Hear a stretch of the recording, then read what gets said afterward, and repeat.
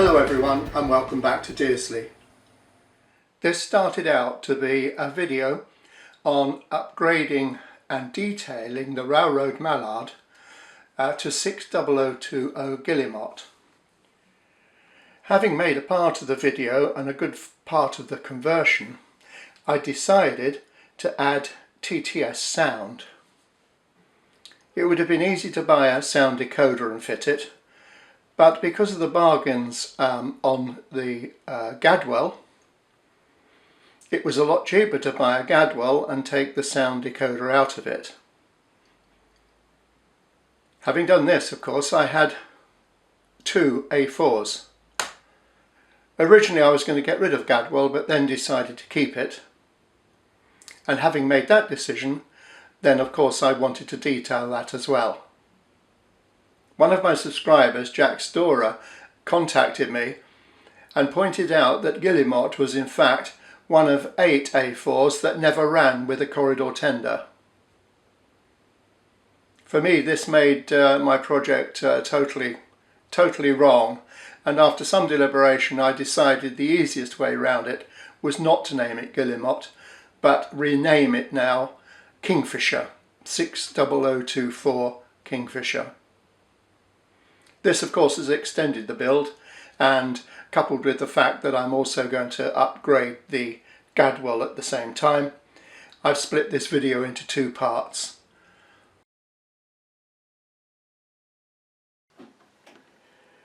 The first job is to remove the sound decoder from the Hornby Gadwell. So I'm going to transfer Gadwell into the Pico service cradle.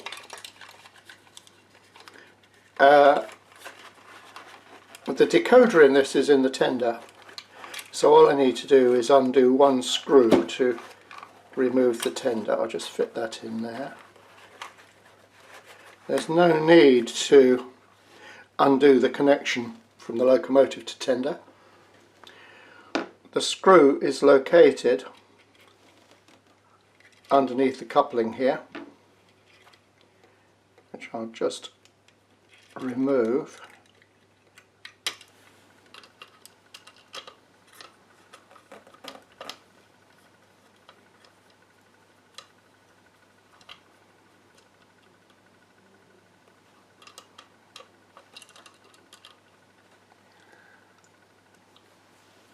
With the screws removed from both tenders, we can simply remove the tender tops to reveal the decoders which are in the tender. Here you can see the sound decoder in the Gadwell, and in what was the mallard you can see the ordinary Hornby decoder. All I need to do now is just switch them across, except I'm going to replace the loudspeaker in this, which is just there. I'm first of all going to remove the sound decoder.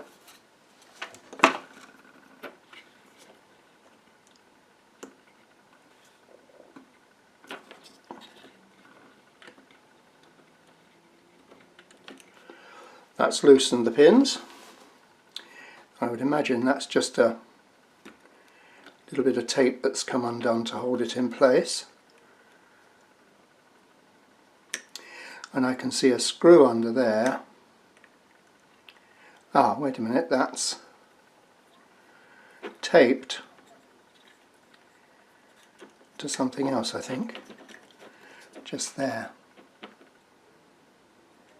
Yeah, that's taped, appears to be taped to the harness attached to that plate there. There is some insulating tape there which is wrapped around both the cables that come from the decoder and the ones that are wired in to the socket on the tender. So in order to remove them, I'm going to have to take off that bit of tape. Just carefully find where it starts. There.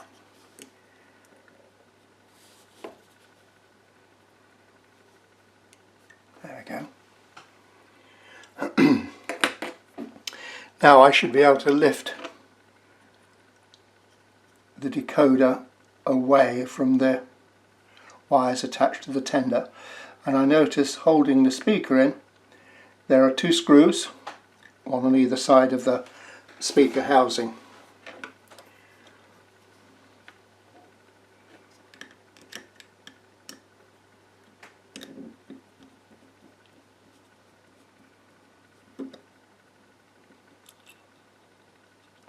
Okay, with those removed I can then lift away the decoder and the speaker.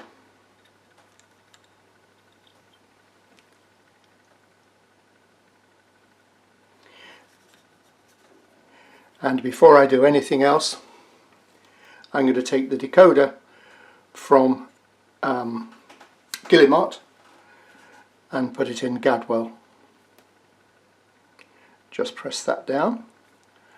I've got the other tender just out of shot, so I'll just remove gently the decoder for that. And just align the pins, just check.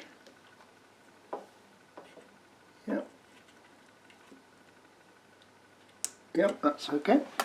And just push that home.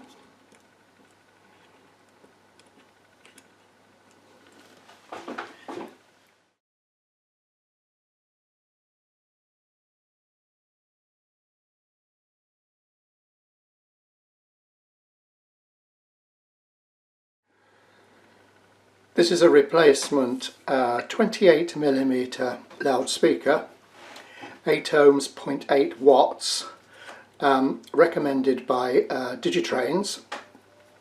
It arrived this morning, and it's a TDS one, which is apparently an American loudspeaker.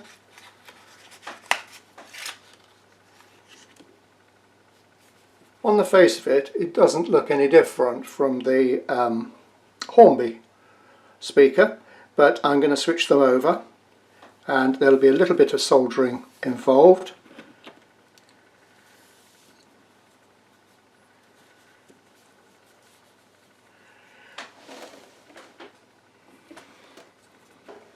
I'm now just going to unsolder the Hornby speaker.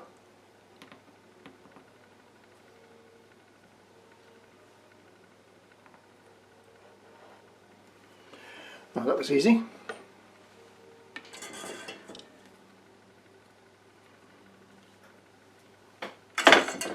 I'm now going to solder on the American TDS speaker.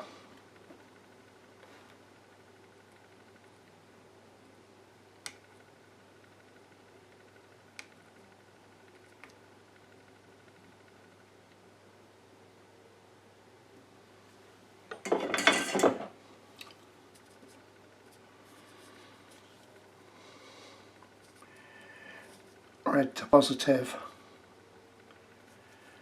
black to negative.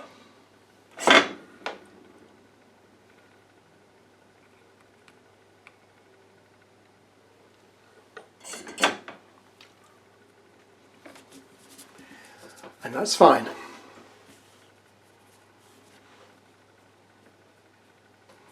I now need to just pop it into the housing. The wires will come out there. Just turn that over.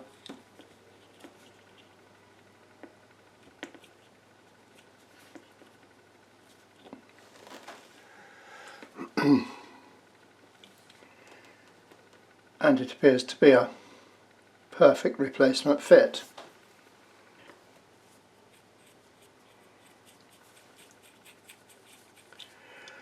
Just dust it off there. Now I should be able to place it in the tender. Just move that out of the way. Bring the tender into shot. I've removed the screws here to take the plate. So I'm going to fit it in that way round.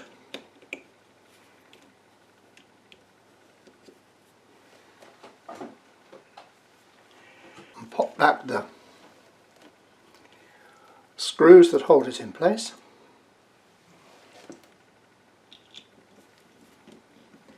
And now I'm going to carefully position that.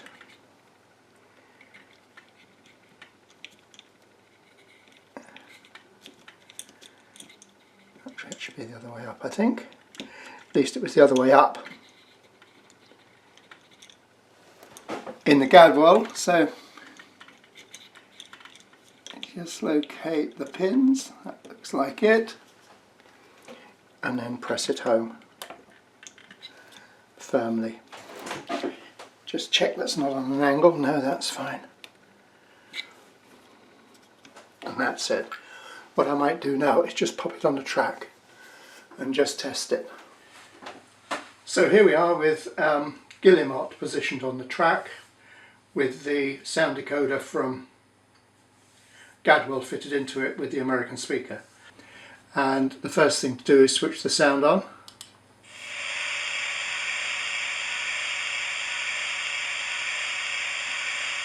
And I'll just try, I won't go through all the sounds, it's been done plenty of times on YouTube. I'll just try one or two at random.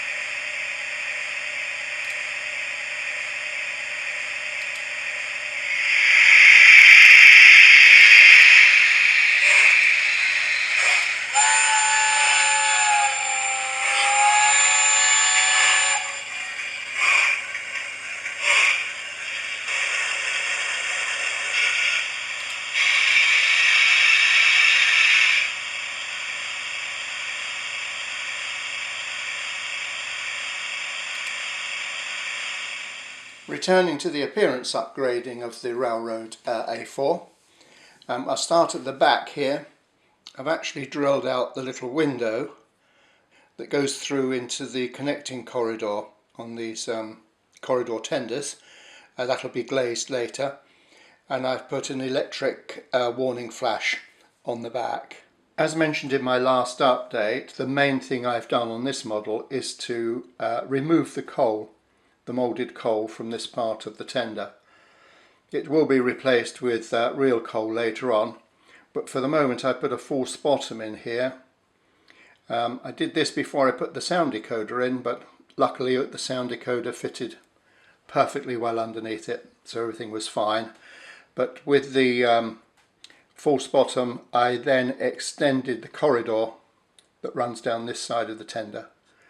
So this is a scratch built part to continue that. I intend to leave some of that showing.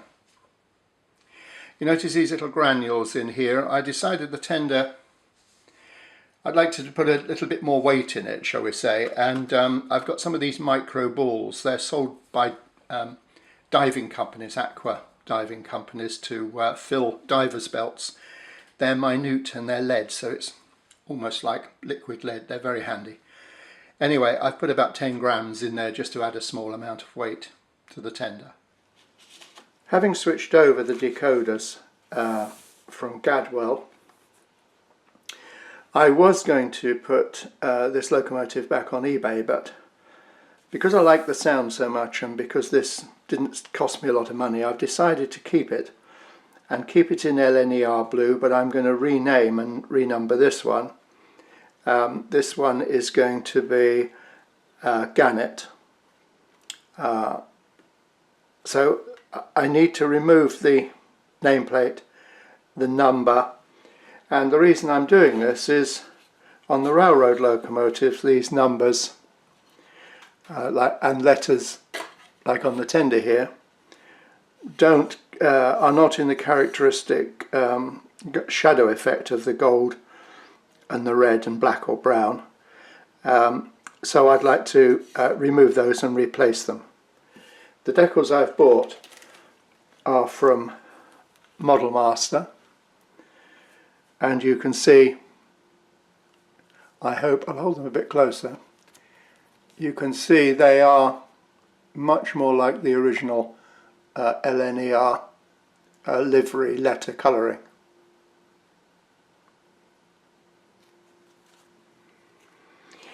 In order to remove them, I'm going to use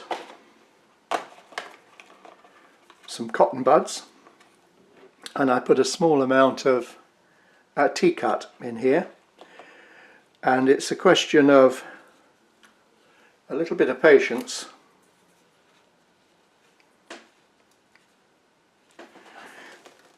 and rubbing gently until the number's thin.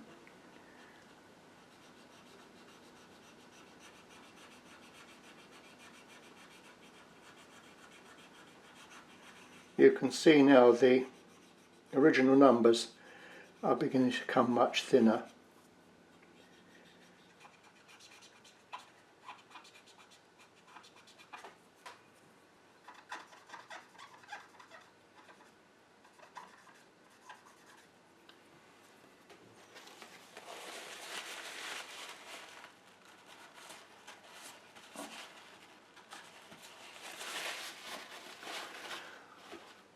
Once the number is fully removed, I can turn my attention to removing the nameplates.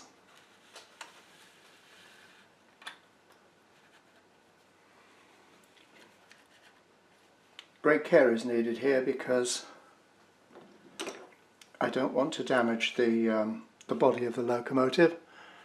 I've removed a few of these, and some come off quite easily and some are a bit tricky. So let's see what this one does. I use a very small blade, this little curved one.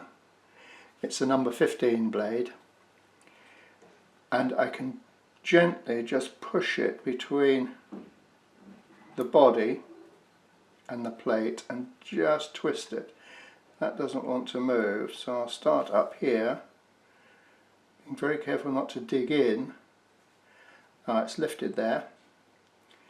I'm just rigging it slightly, see if I can ease it. No, it doesn't want to come.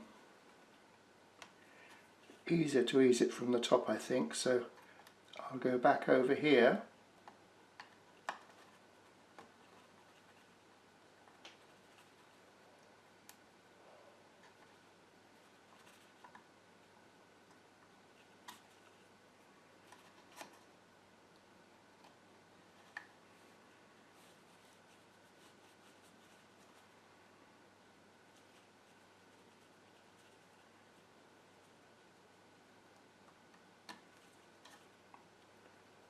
This is taking a while, but I don't want to rush it.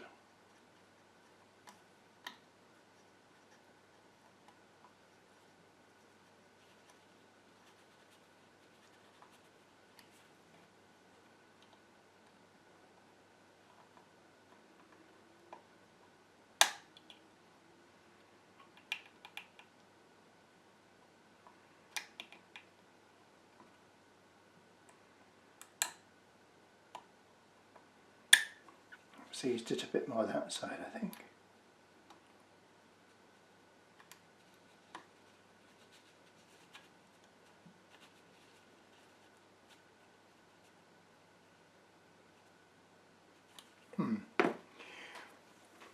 It's a bit stubborn. Let's see if I can lift it with tweezers. Good Lord. Well, that was surprising. Normally it breaks and you have to dig little bits of it off, but there's a couple of little location holes and they're glued there. But normally there isn't a lot of adhesive around the rest of it, and that's come off really cleanly. And there's no marks there. I can feel a little bit of the stub where the break has occurred. So I'm just gently going to just cut that back.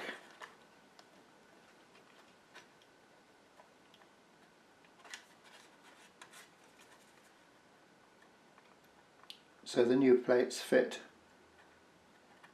smoothly. Actually, that's not bad.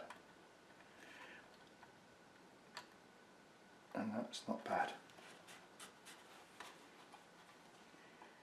Perhaps a small scrape.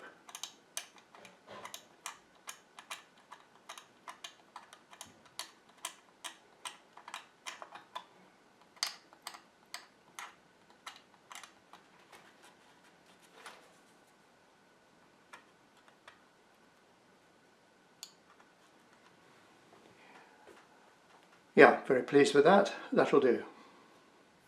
Here you can see I've removed the LNER from the side of the tender.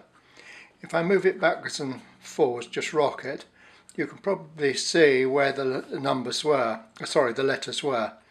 And they are little shiny patches where the T-cut has polished the area of this tender. But that's okay, because you need a shiny place to fix the decals on. And when that's done, I shall just give the whole thing a matte coat to bring it all back together, and then the weathering will take, the little light weathering will take care of any other differences, so it'll look fine. What I've done is to leave the LNER lettering on this side, because I'm going to use this as a guide for positioning when I apply the decals. When I've done the other side, I'll remove this and decal it. But before I do anything else, I'm going to remove the coal from this area here. For this, I'm going to use a Dremel with a little slitting saw fixed to it, and I'm going to cut well within the coal, not too close to the tender edge. Obviously I'm going to try not to slip with this, but if you cut too near, you are in danger of sort of fouling and making a mess of the edges of this, but also this generates a bit of heat, so the plastic will melt, so I don't want to melt the side of the tender. I'll put this on the slow setting, but it's still fast enough to melt this plastic readily.